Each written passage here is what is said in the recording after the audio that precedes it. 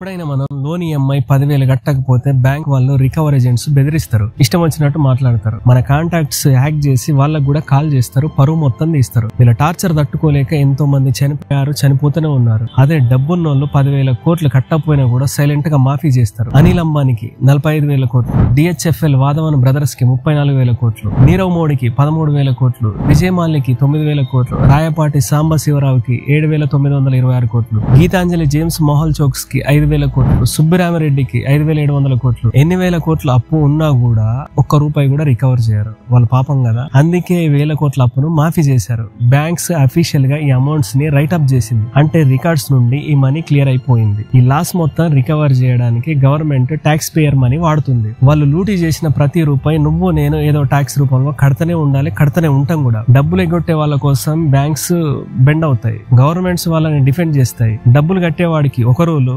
ఎగ్గొట్టేవాడికి ఇంకో రూల్.